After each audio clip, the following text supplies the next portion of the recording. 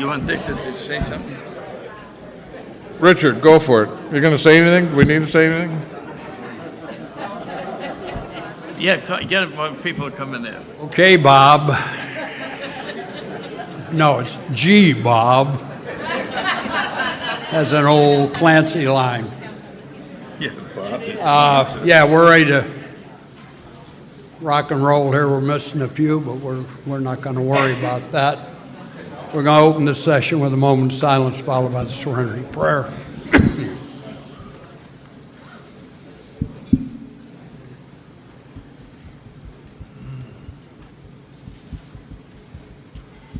Thank you. God, grant me the serenity to accept the things I cannot change, courage to change the things I can, And the wisdom to know the difference.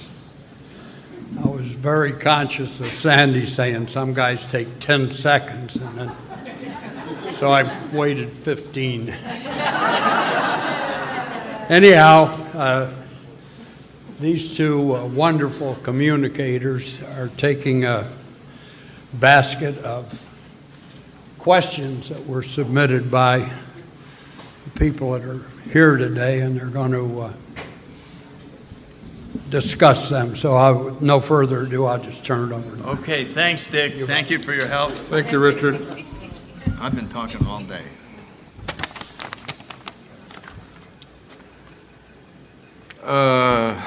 Please explain. We never viewed ourselves as spearheads of God's ever-advancing creation.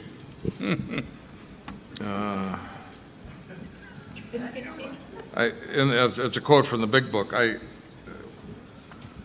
It's not. I'm not. I don't feel like I'm really connected to that quote. But what I would say about it is simply that he was saying it in reference to agnosticism or atheism. That that they were not identified with the sense of our Creator and being identified with the greater plan. Yeah, I can't. I don't know.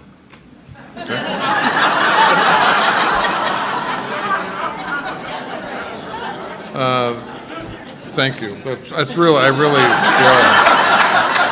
I feel more secure about myself I just now know about the Oxford that you don't know. That's good. That's good.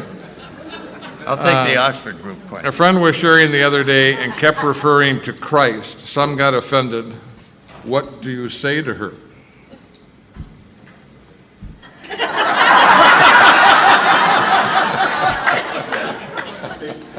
Do you know the word axiom? You ever heard of the spiritual axiom? If something disturbs you, no matter what the cause, there's something wrong with you. You have the power to not let that word bother you. Once you learn that spiritual lesson, you'll be much freer than you are today.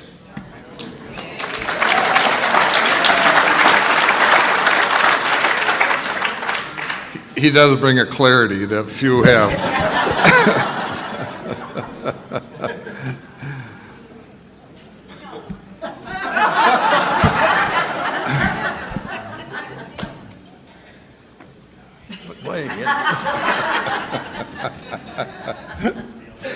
When and where did the term sponsor originate? Well, it certainly wasn't around the Big Book.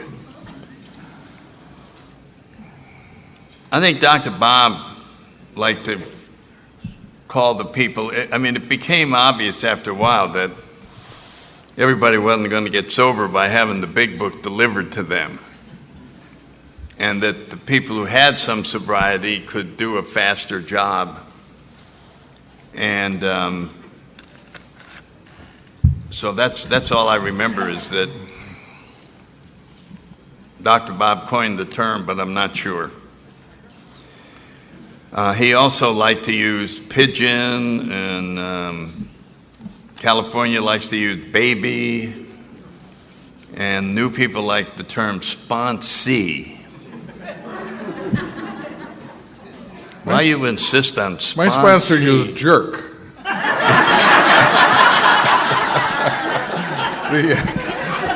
Boy, we're not doing very good here, Bob. No, we're struggling. These are tough questions. If there is something missing, we have to get rid of something in order to find what's missing. How do I do that? I think we should do a urine test on the question. I think that if we drug tested everybody, we'd get questions that were easier. No, I know. You addressed that, did you not? I remember saying something like this. Yes.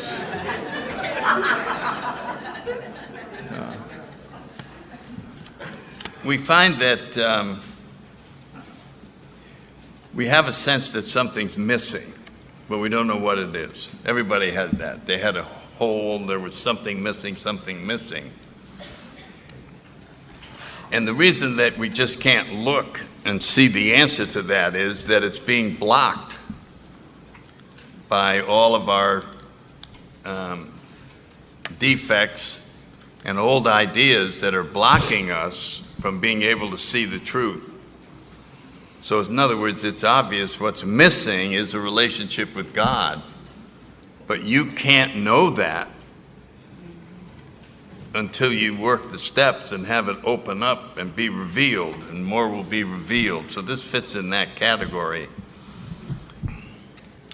that almost all growth is done by getting rid of something. Today, Bob said we are surrendered. Do we surrender our defects, or are we surrendered? I think it's a little of both. I think that as we continue to do work in the program, our we become more awake, having had a spiritual awakening. As our consciousness we really can't fundamentally change unless there's an alteration in our consciousness. If how we see things does not change, we will keep doing things consistently with the way we've always done them, which is to the best of our ability under the level of the light and consciousness we have at that moment. As our consciousness increases, some of the things we do that don't work, all of a sudden we start to see them differently. And they become more uncomfortable, and I think the pain and discomfort of our own disapproval and our own unworkability, so it's kind of a combination. Thank you, sir.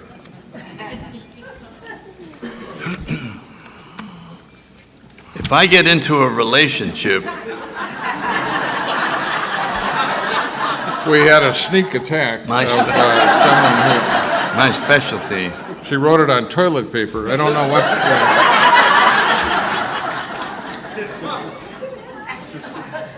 If I get into a relationship in early recovery and it did not end up going so well,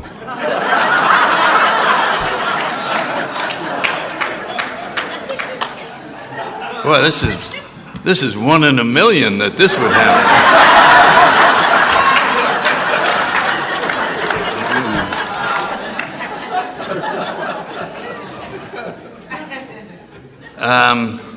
And did not have going so well, and has gotten me down on my program. What are some suggestions to get over the relationship and get excited about recovery again?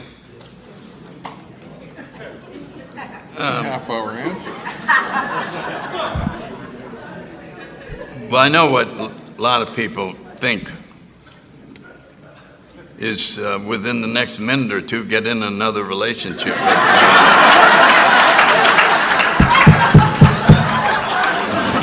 That's not my answer. Okay, we all know this is painful. It appeared to be a wonderful answer. There's nobody in this room that hasn't fallen victim to this, especially when we were new. And accept the fact that it's painful.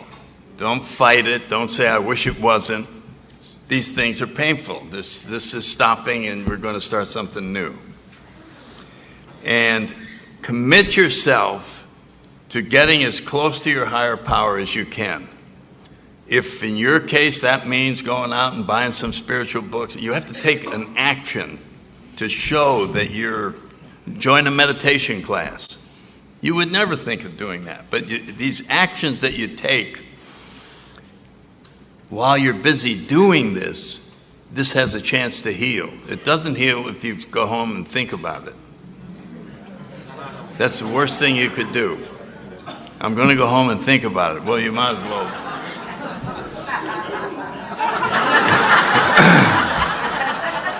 But we're all on your side.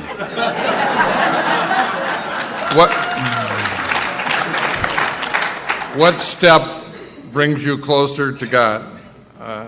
1 through 12. I'm not trying to belittle it. The one you're working on at the moment is the one that's bringing you closer to God. And the fact that you're doing work means that you have the humility that you need help and you're practicing your program. Or I'm practicing my program. Good, Bob. Doesn't say that very often, so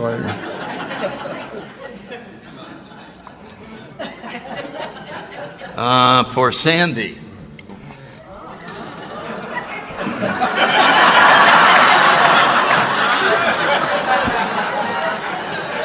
You want to try it?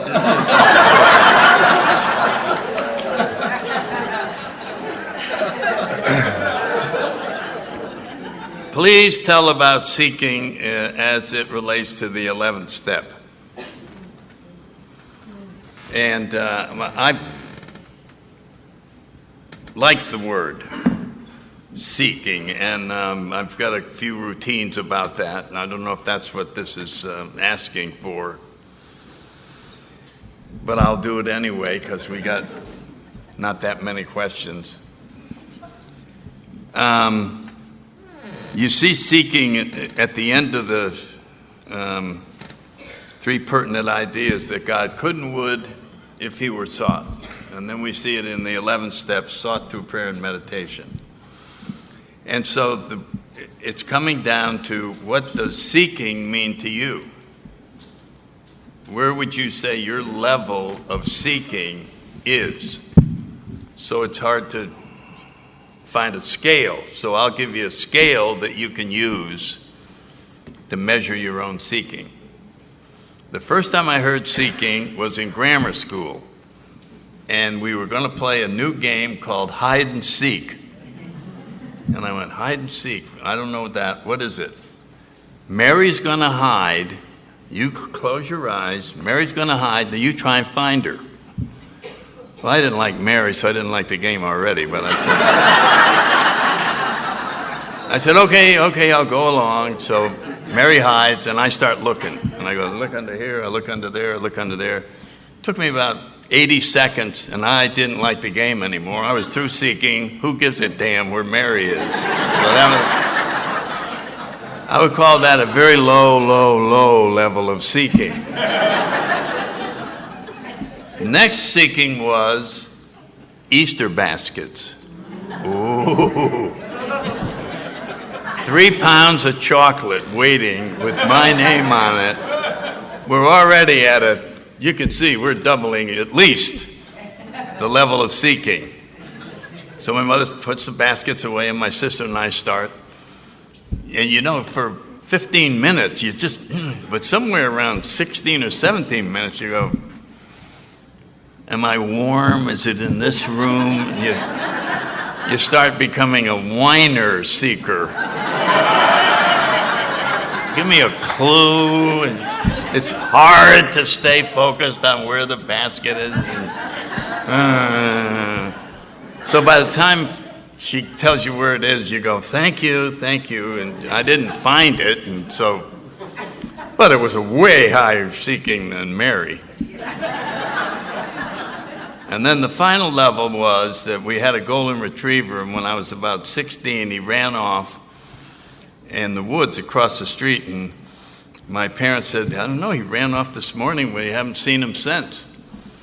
And I went out where they told me he went in and called his name till probably 11 o'clock that night, and then the next day I stood there, and the next day, and the next day. And then I went off to college, and whenever I was home, I would go over there. He could be there. He could still be there. And, 15 years later when I went home, I always had to go by the woods and just take one last look. He could still be there. That's seeking. That's where I would like to have that feeling about God, that I'm going to go after him with that intensity, because there's so much love involved, and it's on a level that's way different than just taking a casual look and say a little prayer every 3 days. That's not seeking. Okay, Bob. And I like the I like that seeking does not end. The mind wants an answer, and that ends. Question, answer. Seeking, as when we trudge the road of happy destiny, not to happy destiny. So it is the nature of the spiritual walk is that it's never. The nature of is the seeking. How would you handle a sponsee who has taken almost 2 years to write her 4th step and is still writing, obviously is not writing consistently? Handwriting classes. Well, first of all,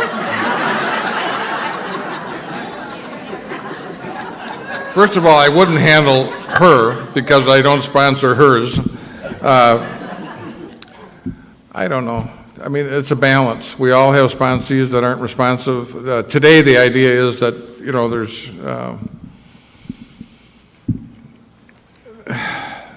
what I saw when people came in, people did not give you as strong a direction with respect to the steps as I see people doing it today. There's a sense that this is, twice this year, or once this year, I got kind of fired as a sponsee because I leaned a little too hard on someone, and I kind of leaned on them. I wouldn't have leaned on them 2 or 3 years ago, but I'm trying to get in tune with this more structured idea that I'm supposed to get someone through the steps earlier, and I think I overstepped what I was supposed to do. I think it's a personal thing. It's a relationship. If you don't have enough influence in the relationship to influence what's going on, it's not satisfactory for either one of you, and at some point you may reach the conclusion that I want to be friends, but, I think you got to move on and find someone who you respond to in a different way. There's got to be some verticality, not, and again, reflective of personalities, but there's got to be some verticality in the relationship. If I don't have if you don't listen to what I say, if I don't have any sense to influence you, it's a joke. And there's enough things I do poorly. I don't need one more thing to do poorly. I'm serious, and that's what I don't need one more sponsor relationship, and I don't want any more merit badges. So when I take someone today, I really want them to want to be in a conversation with me, not to have, I got to call Bob. That I don't want. I got to call Bob. That was pretty good, buddy. Oh, thank you.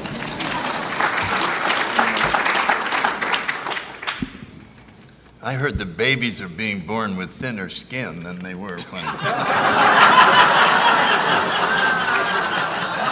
and I were born.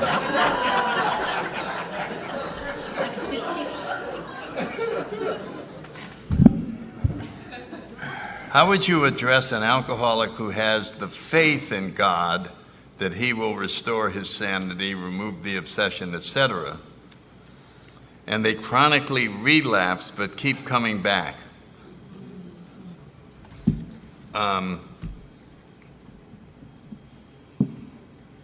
I would be on their side for the fact that they keep coming back. And if your assessment is that they really do have the faith, just it hasn't happened yet. So I think I might sit down and have a discussion and ask them, why do you think it hasn't happened yet? And engage them in a conversation like that. Why do you think it hasn't happened? For most of us, within this time period that you're talking about, and you may find the answer gets revealed right there as you're having that discussion. And they may just say, well, I'm not trying as hard as I could.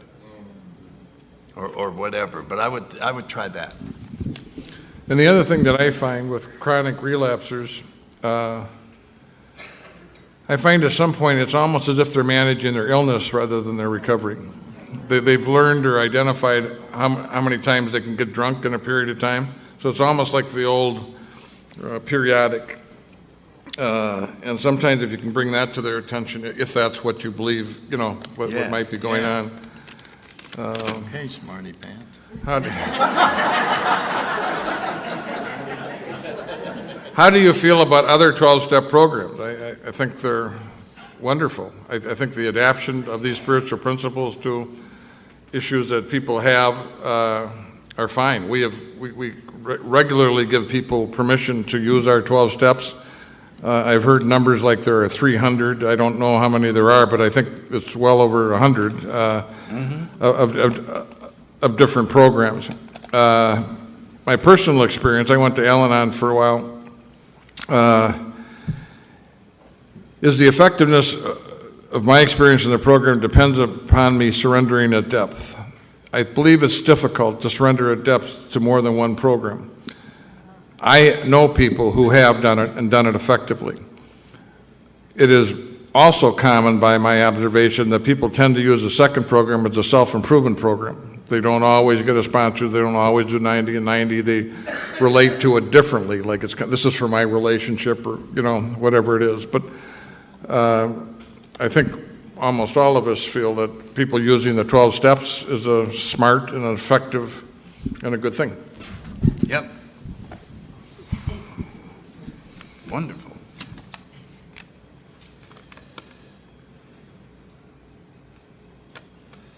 What kind of influence? Oh, you have one thing you want to say? I have, no, I don't.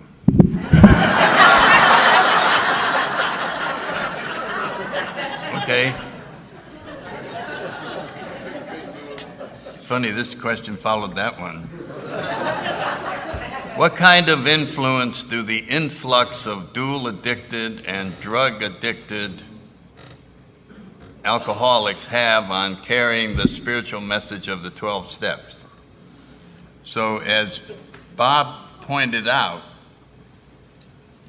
as AA started to evolve, it became apparent that the 12 steps could probably work on any problem a person had. They could be a gambler, a sex addict, an overeater, a drug addict, and all that. And so we have a decision we have to make. Should we make AA all-inclusive so that we would have gamblers, drug addicts, overeaters, etc., because the solution's going to work for all of them. Same 12 steps, just plug in your problem. Or should we just be a specialist on one thing? And the decision was made to be an expert on one problem, alcoholism, and to loan the steps out freely to all the other problems that the world has. And it worked for a long time till the treatment centers came along and said, AA is doing it wrong. They should be including all kinds of addicts because it's all the same. And AA said, no, we disagree. We don't tell you how to run the medical business. Could you leave us alone and we'll have mutual respect for each other? Well, I can show you that this is... And so the poor new person is caught in a trap because the treatment center says, you can go anywhere you want. This stuff's all the same. So you go and somebody says, we don't want you in here. Some old timer who's having a bad day. So the guy runs out. I hate AA. Look what they did to me. And he's a victim. He didn't want to go cause trouble. He just walked in, was told. So it was a lot easier when, we went on 12-step calls. and you picked up the person, you explained everything to him, and you didn't have to unlearn 30 days of treatment center explanations on how the 12 steps work. And so it's a shame that this problem continues to be misunderstood. That we have a tradition and primary purpose gets re-voted on by our delegates every 5 years. And I think the secret is that if a person's having a problem with this, never get yelled at a meeting. That's a terrible, disgraceful thing to do, and for somebody new and go, hey, you know, no matter what it is. Somebody looking for an Al-Anon. This isn't Al-Anon. Get the hell out of here. You know, what kind of way to treat somebody?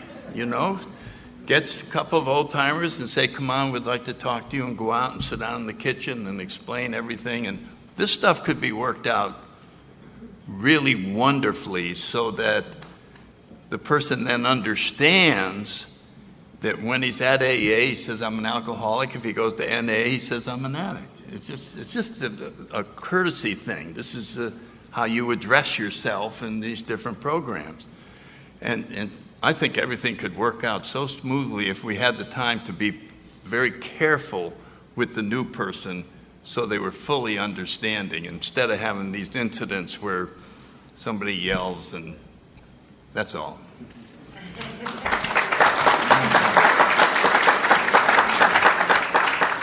I have a slightly different take on that. Don't embarrass me, Bob. I was one of the few things. That is not my concern, Sandy. My concern is if I have a different take, that I'm a little screwed up. But I have. I'm going to report it anyway. I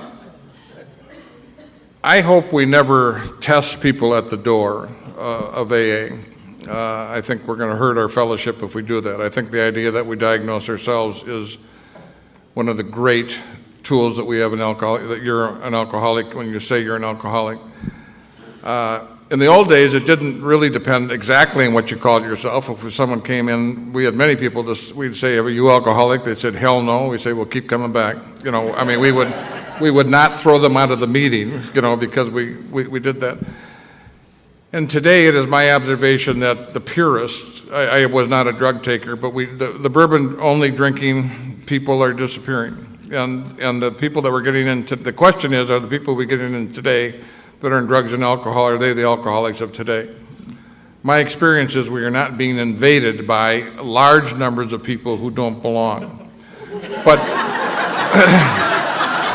no, I don't mean that in any way to be funny. I'm just saying that it is my experience that the people feel like in the meetings, doing the step work and having the conversations, they feel like I felt when I came in.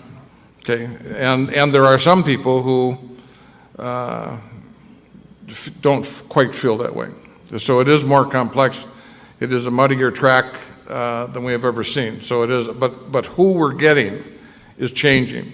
And the classic bourbon drinking only drunk is less common today. And that's still the person we're the most effective with. Without bar none, do it. So the quote at the end of The Spiritual Experience by Herbert Spencer, could you please elaborate about before examination? Contempt prior to, I do not have anything to elaborate on it. Contempt prior to investigation is just a poor process. It's, you know, making up your mind with no information. It's just kind of an opinion, you know. And it's a bar against, you know, learning. I think it's fairly explanatory to the point that it addresses in the book. My statement on that when I was new was, I'm not going to pray because I know it won't work for me. And I had a whole bunch of statements that went like that, and so do a lot of new alcoholics. I can tell ahead of time that that won't work. Now, after you've been sober a long time, you really can do that.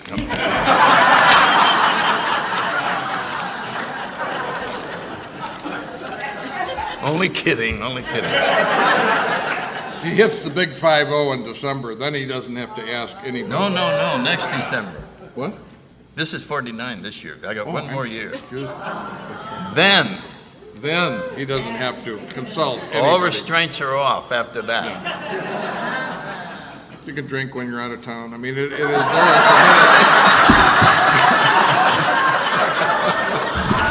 I forget what all the rules are, but I mean, it's really cool.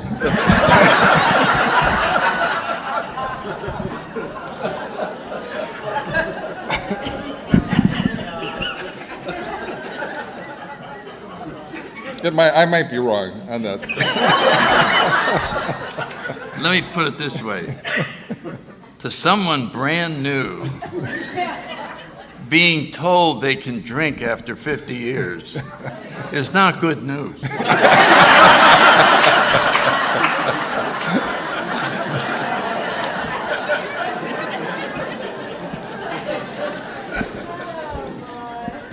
Okay, when the promises are read in the meeting and the question comes up, are these extravagant promises? We think not is chanted.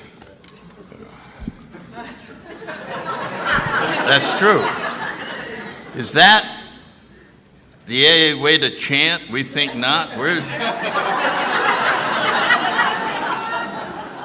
did that originate from? St. Paul, Minnesota. It is. Sandy was. I think it's terrible, all this chanting stuff we're starting to stick in. But we are becoming people of the ritual. When I came in, we didn't hold hands. Now we hold hands, and now we do the break dance and the chant, and we do. I mean, we do. And the other thing that drives me nuts are these crop circles. You know, I mean, at the end of the meeting, everybody gets together with a crop circle. We've got people in to say the prayer, and it takes them 4 or 5 minutes because we have 2 or 3 crippled people and we have wheelchairs and we don't, and we somehow think that you have to form a circle with 400 people in a room. I mean, it is just nuts. Dr. Jack Norris, who was on the board, was the chairman of the board of trustees when I was in, he was very concerned about ritualism in Alcoholics Anonymous because it was one of the dominant features in the Washingtonia movement. And it is. And we are looking weirder. I mean, the people that come in here, I mean, it is, and then they go, and we have announcements, and all the young people go, announcements, ooh, or, and you hold up the big book, and they go, oh, I mean, there are meetings, literally, I'm telling you, that they have little inflections for everything that you do. Now, if you're an adult, I mean, if you're 15, you come in and you turn your head sideways and you join the crowd. But if you're 50 and you come in and you look at that, wow, I mean, it is weird. What is the, what is... I didn't answer this yet. Oh, I'm sorry.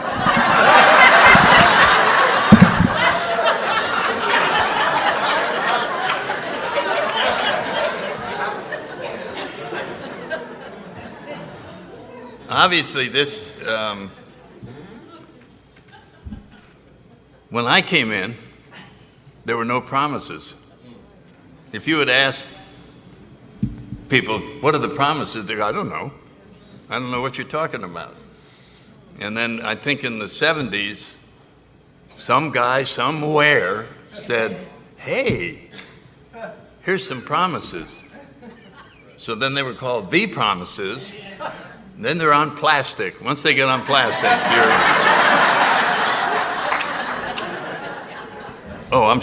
you're in trouble. So then somebody found the 5th step promises, the 10th step promises, the this and they read different promises to close the meeting. So I'll tell you what the final promise is, and it's never going to come true. You will surely meet some of us as you trudge the road of happy destiny. They're all dead. You're not going to meet them. That promise will never come true. So I hope that doesn't disappoint you, but...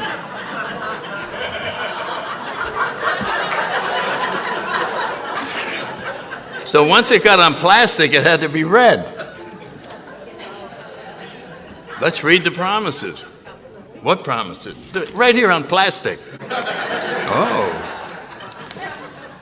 Now, my response is, are these extravagant promises? We think not. They are extravagant promises. They're beyond extravagant. The only reason that we can say they're not is because God's doing them. For him, it's not extravagant. So it's too bad that we're getting all this stuff. Who's in charge? Who brought you here? Yellow cab. How's that?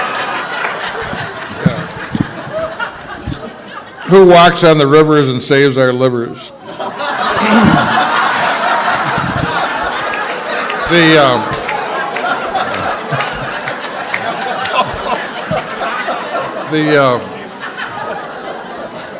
What is meant by the tradition?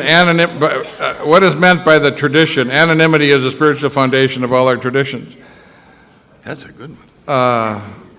I think to incorporate the principles in the traditions in our life, in our affairs, and in our structure of Alcoholics Anonymous, I think takes an institutional and organizational humility. And the core at the center of anonymity is not having personal recognition, not for things that we do, and for our roles in our fellowship. So I think anonymity in that case is almost synonymous with humility. Humility is subjugating what we're doing, the true spirit of service, as I see it. Beautiful. Beautiful.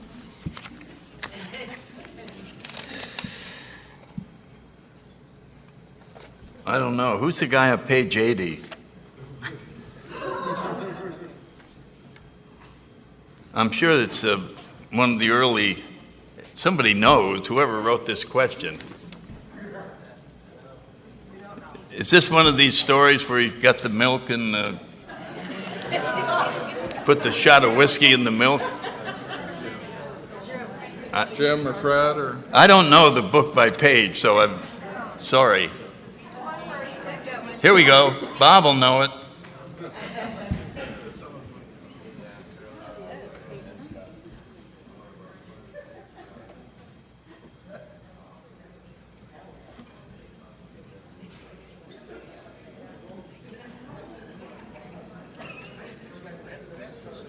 Oh, is this the guy that made amends in the church?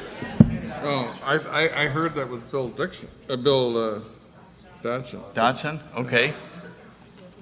We're going to guess Bill Dodson.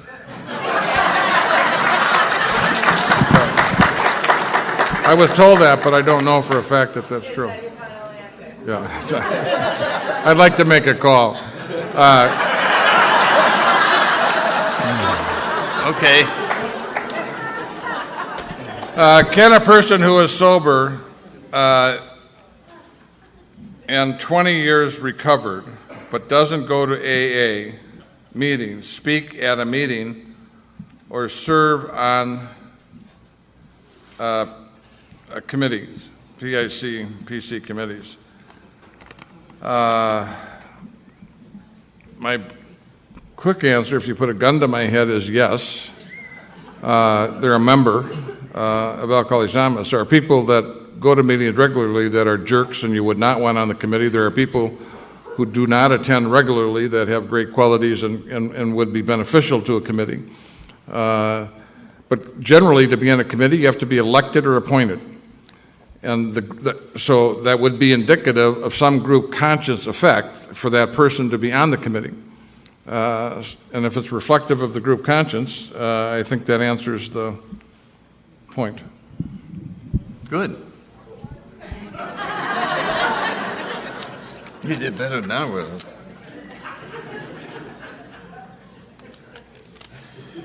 Do you continue to sponsor people who slip? Yes.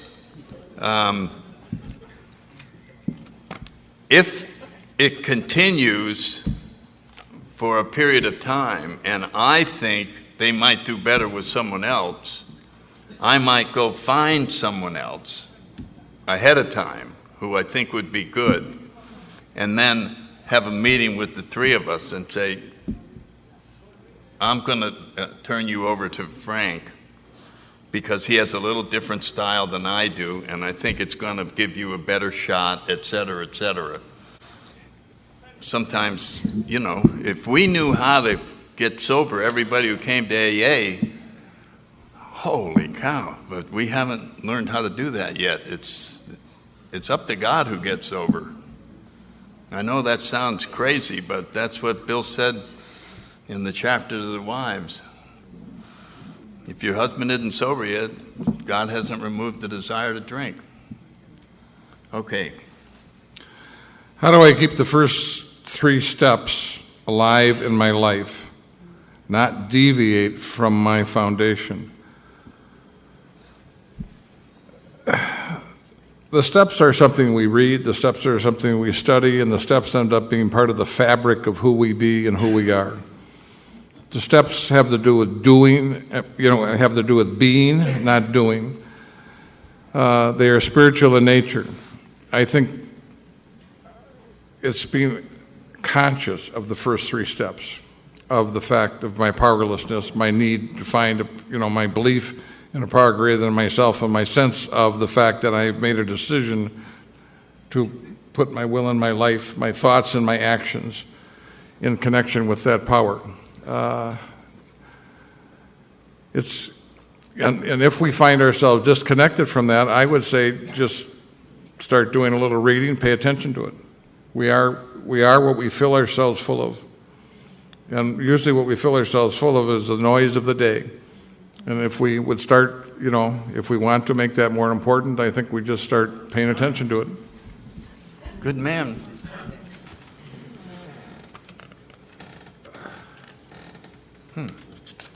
How much time do we have? All day. 15 minutes.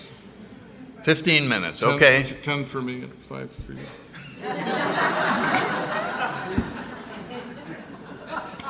It just seems that way.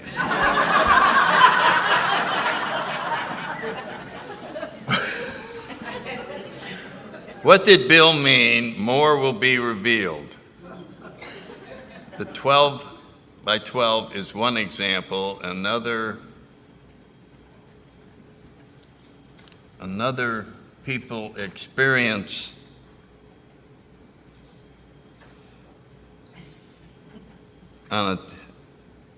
can you read this on daily driving? I'm sorry, it's just the handwriting. I can't get it exactly. One example, and another people experience or daily living is another, maybe your thoughts. More will be revealed. It is,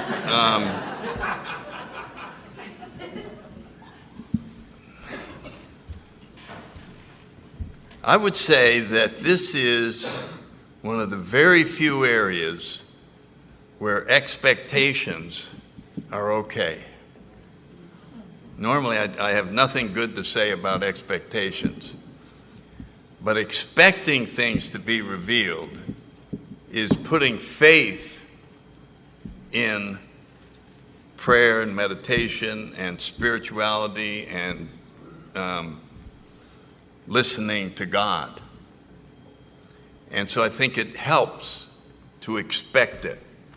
Of course I'm going to find something that's going to be revealed. You make that as much of your life as you can and shift away from, I'll figure it out. You got a problem here, I'll go think about it and figure it out. Stop doing that. Let go of it and just sit and see if something gets revealed. In other words, you have to set the stage for it to happen. I mean, it can happen in the middle of someone else's talk when they cover a point that just clarifies something for you beautifully. It was just revealed to you. It was just, nobody else in the audience had that same thing. But I believe that you must decide that this is what you're going to attempt to rely on, is this way of life where things are revealed. And I think it's the most wonderful thing in the world. It's so exciting to have something occur to you rather than to think it up. And it's also, in other words, they both happen inside of you, but one's happening at a higher level than just thinking. So it's still you. But if you're not up here, you're going to get answers that are just not quite as good as this one. And as Bill said, the good is the biggest enemy of the best that there is. Okay. That was wonderful.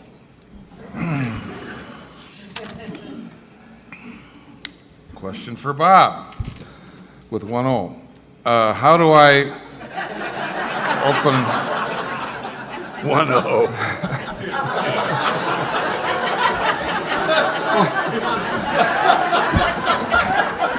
That's important. I mean,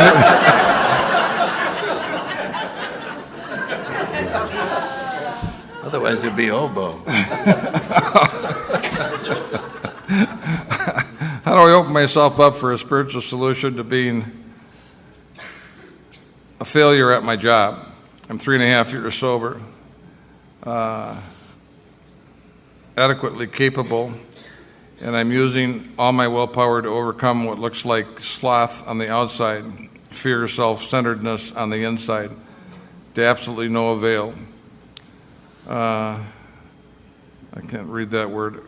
Acute financial insecurity, suicidal thinks. I think you're doing better than Sandy. No.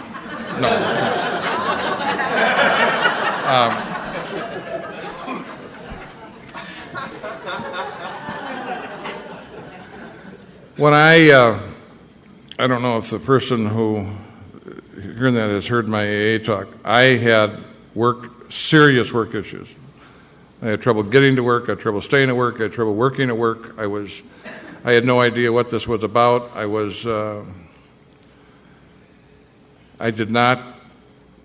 unable to effectively deal with that issue until I was 7.5 years sober. I had done 3 passages through the steps and unable to do it. It was after my 5th step, of which I had inventoried fear, that I discovered that I was afraid of being a husband, a father, a worker.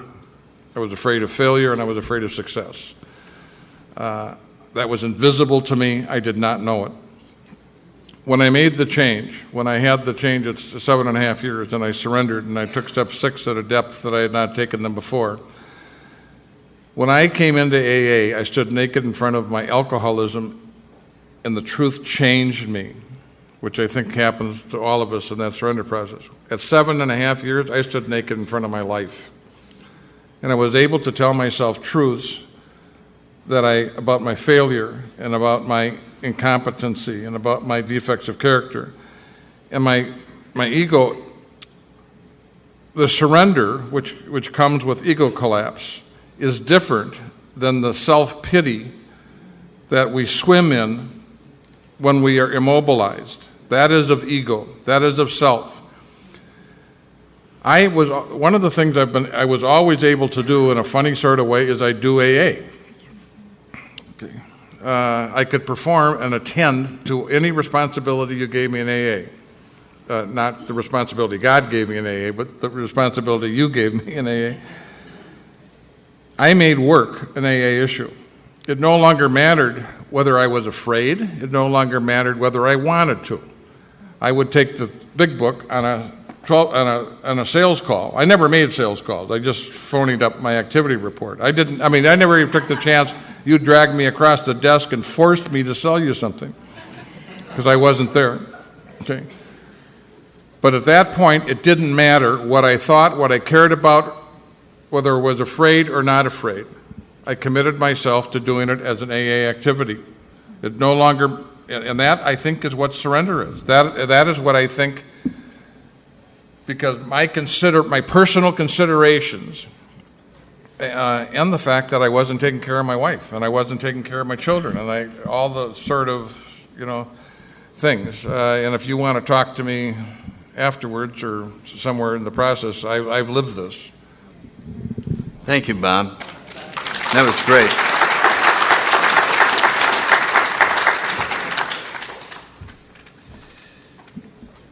Oh, boy. This is a wonderful question.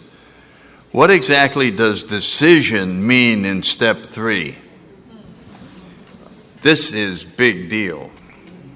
This is a big deal. It is a very powerful word.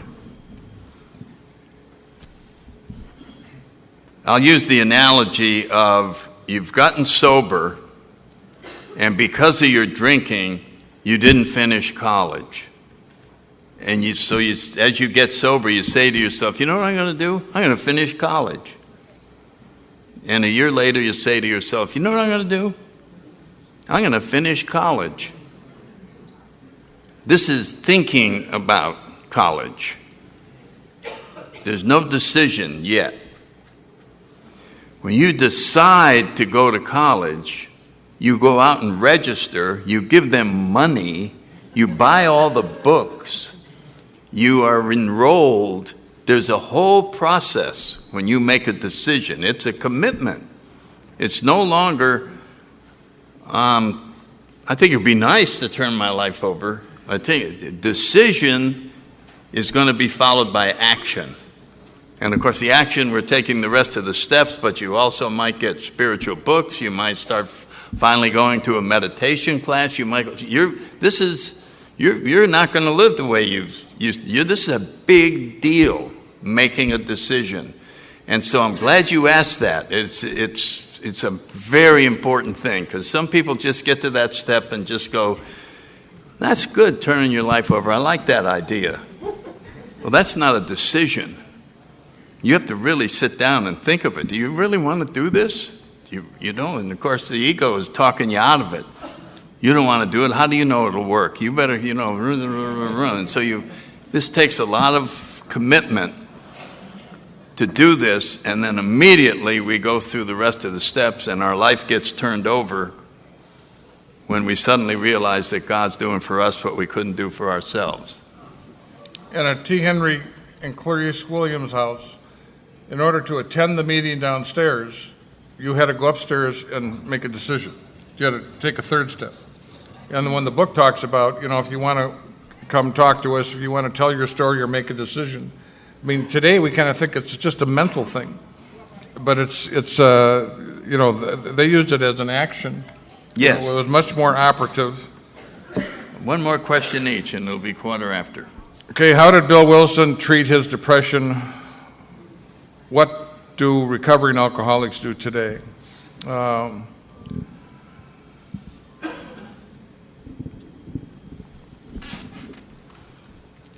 I think we get disappointed in the humanness of Bill Wilson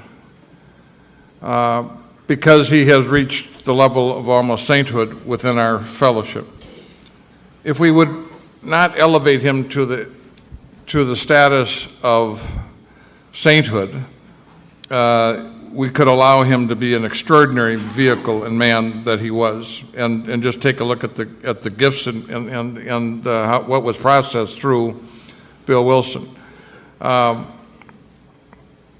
always thought it was astounding when he looked at Father Dowling, and I forget the word, Sandy may know the words, and he said, "Will I ever be comfortable?" And Dowling said, "No. Right. Your discomfort is of God."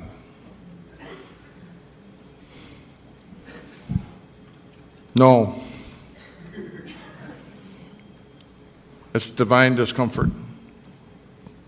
Your drive, your vision, what you're seeing, your dis-ease is what is sourcing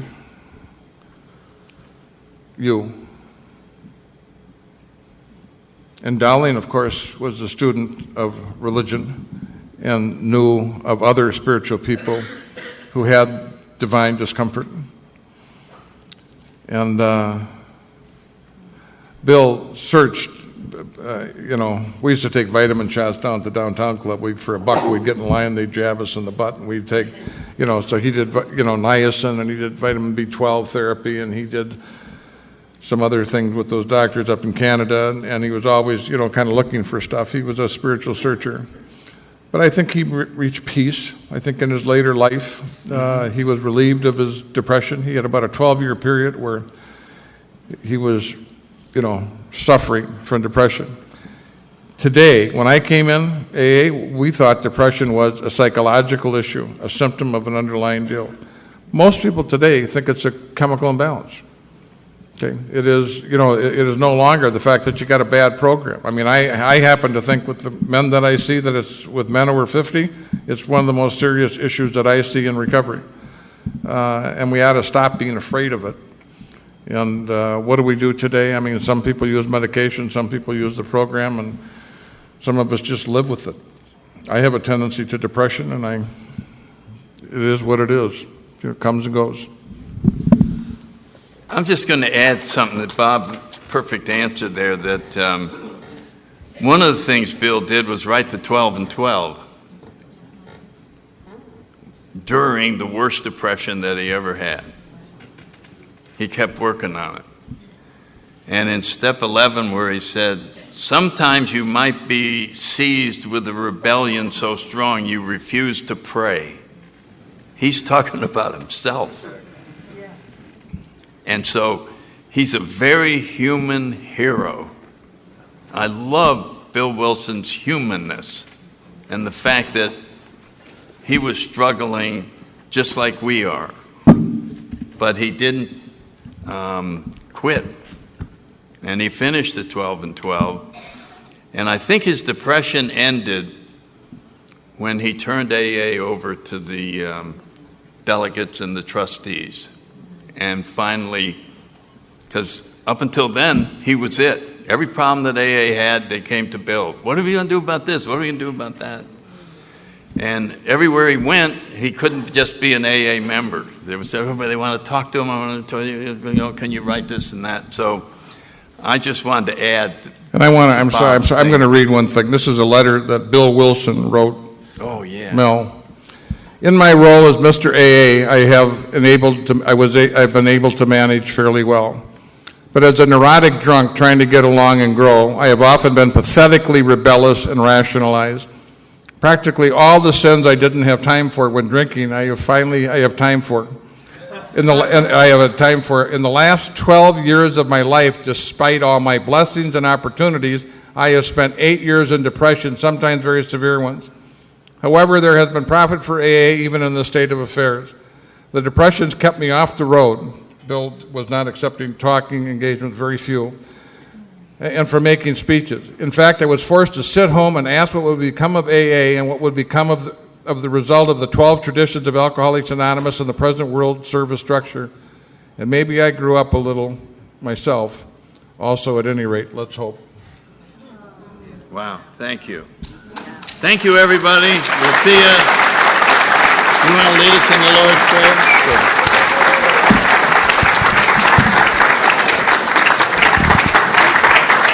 We're going to say the Lord's Prayer.